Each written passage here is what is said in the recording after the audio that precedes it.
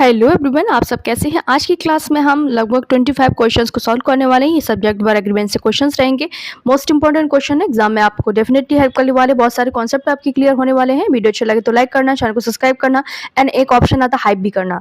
तो चलो स्टार्ट करते हैं। The great poet and Asia's dash dead. यहाँ पर देखो आर्टिकल एक के आगे लगा है। अगर आर्टिकल लगा होता the great poet and the easiest होता तो ये दो पर्सन हो जाते, क्योंकि यहाँ पे एक ही पर्सन है जिसकी दो क्वालिटी है, one person with two qualities. तो यहाँ पर हम एक ही व्यक्ति की बात कर रहे हैं, तो इसलिए हम यहाँ पर सिंगुलर वर्ब का यूज करेंगे।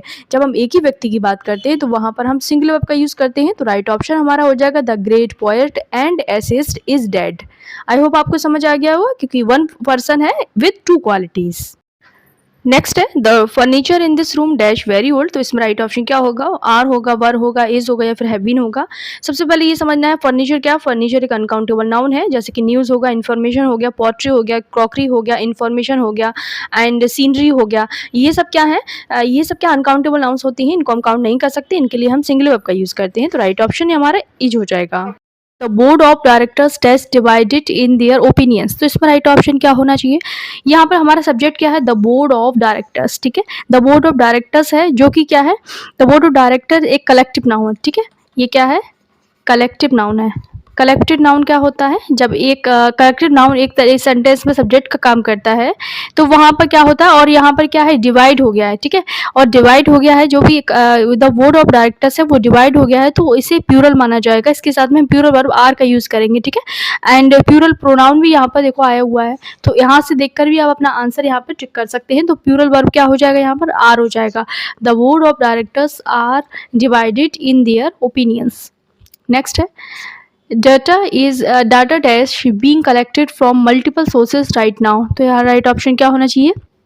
वैसे तो लैटिन भाषा में जो डाटा होता है, जो डेटा होता है ना, डेटा शब्द डेटम का प्यूरल है। जो ये डेटा है ना, डेटा किसका प्यूरल है? ये जो डेटम है, डेटम, ये सिंगुलर है, ये प्यूरल है। ठीक है, लेकिन आजकल क्या है, मॉडर्न टाइम में डाटा को ही मास या फिर अनकाउंटेबल नाउन यानी सिंगुलर माना जाता है, लेकिन बाकी के एंड में राइट ना होने की वजह से हम प्रेजेंट कंटिन्यूअस यानी इज का यूज करेंगे। ठीक है, तो इज बीइंग हो जाएगा यहाँ पर। राइट ऑप्शन हमारा इज हो जाएगा। नेक्स्ट क्वेश्चन नंबर 4 है it is crucial that she dash present at the meeting tomorrow. तो यह राइट ऑप्शन क्या होना चाहिए? ये क्या सब्जेक्टिव मूड का नियम है, यहाँ पर लगेगा। सब्जेक्टिव मूड क्या होता है? जब सेंटेंस में क्रूशियल हो, CRUCIL, क्रूशियल हो, ठीक है, एसेंशियल हो एंड इम्पॉर्टेंट हो, PORTENT, इम्पॉर्टेंट हो, डिमांड हो, ये P बना हुआ है यहाँ पर, इम्पॉर्टेंट हो, डिमांड हो, सजेस्ट हो, ठीक है, सजेस्ट हो, ये सारे वर्ड हैं। तो दैट वाला जो क्लॉज होगा, ठीक है, बात दैट के बाद वाला जो क्लॉज होगा, जैसे ये दैट है, इसके बाद वाला जो क्लॉज होगा ना, ठीक है, चाहे सब्जेक्ट कुछ भी हो, चाहे ही हो, शी हो, दे हो, हमेशा वर्ब की बेस फॉर्म का यूज करेंगे, बिना एस या फिर ES या फिर इज है मार के, यानी सिर्फ बी का यूज होगा, यानी सिर्फ हम बी का यूज करेंगे यहाँ पर। तो राइट ऑप्शन हमारा बी हो जाएगा। It is crucial that she we present at the meeting tomorrow. आपको याद रखना है, क्रूशियल हो, एसेंशियल हो, इंपॉर्टेंट हो, डिमांड हो, सजेस्ट हो, इन सब के बाद में दैट वाला जो क्लॉज होगा उसके बाद में हम सिर्फ बी का यूज करते हैं। नेक्स्ट देखते हैं, क्वेश्चन नंबर 5 है social media dash changed how we communicate. तो इसमें राइट ऑप्शन क्या होगा? मीडिया जो क्या है, टेक्निकल रूप में मीडियम का प्यूरल है, लेकिन जो मॉडर्न भाषा है इसमें सोशल मीडिया यानी क्या है, सिंगल एंटिटी माना जाता है, सिंगुलर सब्जेक्ट माना जाता है, इसलिए हम सिंगुलर वर्ब हैज़ का यूज़ करेंगे। ठीक है, has, social media has changed how we communicate. इससे पहले मैंने एक वीडियो अपलोड किया है जिसमें TGT, PGT and net, JRF जो भी आपके एग्जाम्स हैं उसको लेकर मैंने लिटरेरी क्रिटिसिज्म पे क्वेश्चंस हैं, लिटरेचर से भी क्वेश्चंस हैं, लिटरेरी थ्योरी से भी क्वेश्चंस हैं, ग्रामर से भी क्वेश्चन हैं, तो वो वीडियो देख लेना, आप लोगों के लिए बहुत हेल्पफुल होने वाला है। उसमें मैंने ज़्यादातर कॉन्सेप्ट को क्लियर किया है। नेक्स्ट है क्वेश्चन नंबर 6 है I wish I dash more time to finish this project. तो इसमें राइट ऑप्शन क्या होगा? यहाँ पर जब हम आई विश बोलते हैं ना, तो हम एक ऐसी हाइपोथेटिकल अनरियल प्रेजेंट की बात कर रहे होते हैं जो सच में नहीं है। ऐसी स्थिति को दर्शाने के लिए हम सिंपल पास्ट टेंस यानी हैड का यूज़ करते हैं। तो हम क्या यूज़ करेंगे? हैड का यूज़ करें। राइट ऑप्शन हैड हो जाएगा। I wish I had more time to finish this project. Question number 7 है every candidate must bring dash own laptop. तो यहाँ राइट ऑप्शन क्या होगा? क्वेश्चन नंबर 1 की तरह यहाँ पर है एवरी एवरी कैंडिडेट की तरह बात कर रहा है। यहाँ पर क्या है, यहाँ पर एक नए पैटर्न में अगर बात करें तो एवरी, ईच, एनीवन के लिए देयर का यूज़ सबसे ज़्यादा स्टैंडर्ड माना जा रहा है इस समय पर। तो हम जो यूज़ करते हैं एवरी कैंडिडेट, वैसे तो जैसे नॉर्मलाइज़ करें तो हम हिज का यूज़ करेंगे, ठीक है। यहाँ पर ईच, एवरी, एनीवन, एवरी, वही जो क्वेश्चन नंबर 1 में जो अप्लाई हुआ है, यहाँ पर देयर भी हो सकता है। और वो क्यों हो सकता है, क्योंकि आज का जो स्टैंडर्ड इंग्लिश है उसमें हम देयर का भी यूज़ देख रहे हैं, बट आपको प्रेफरेंस हिज को ही देना है, क्योंकि जब भी यहाँ पर सिंगुलर सब्जेक्ट आएगा तो उसका जो प्रोनाउन होगा वो भी हमेशा सिंगुलर ही होगा।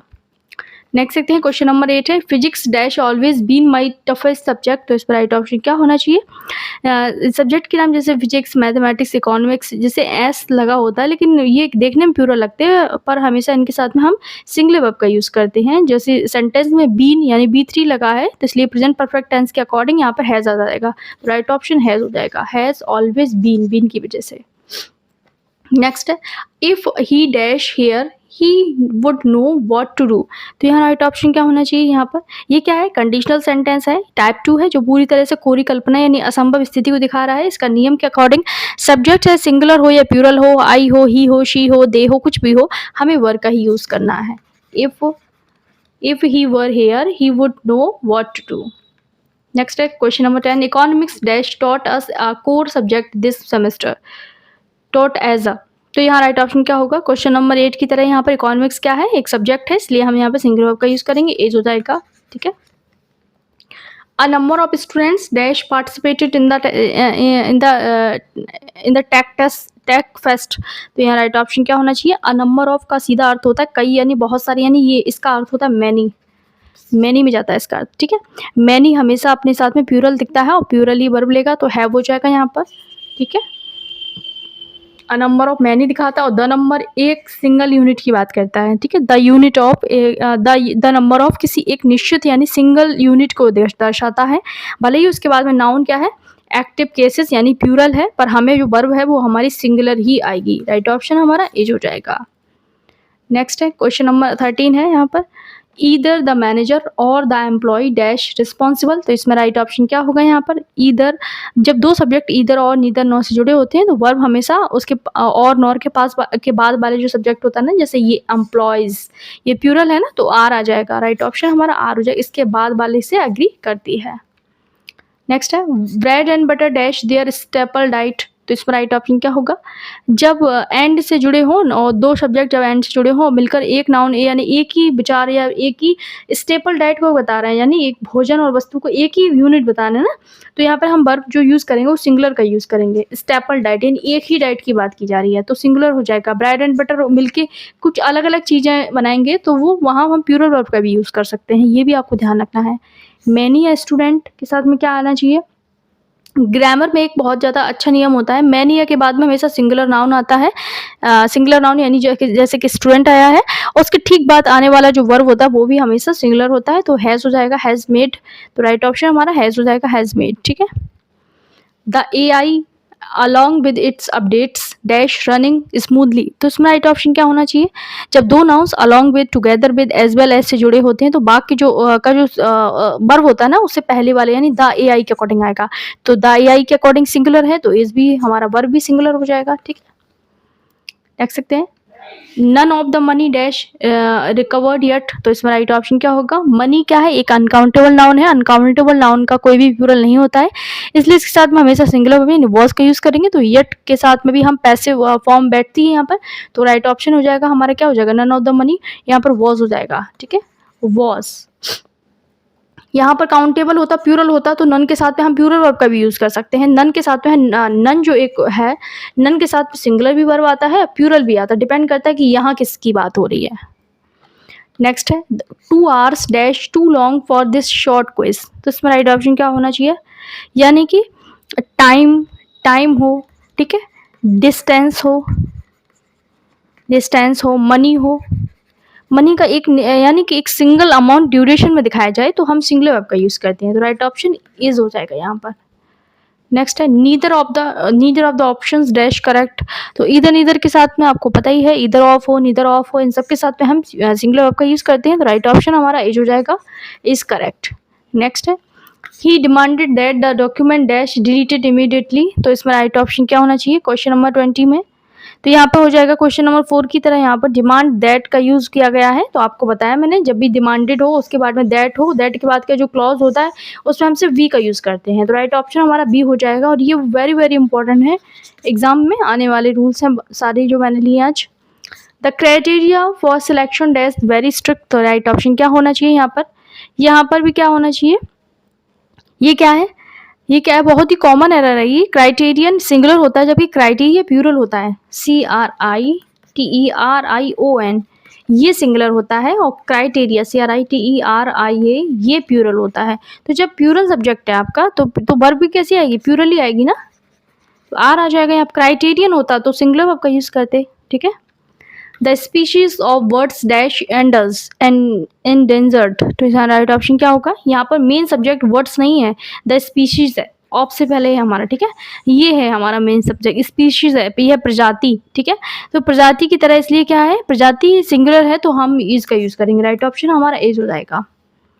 The jury reached a unanimous decision, तो राइट ऑप्शन क्या होगा, ज्यूरी रीच्ड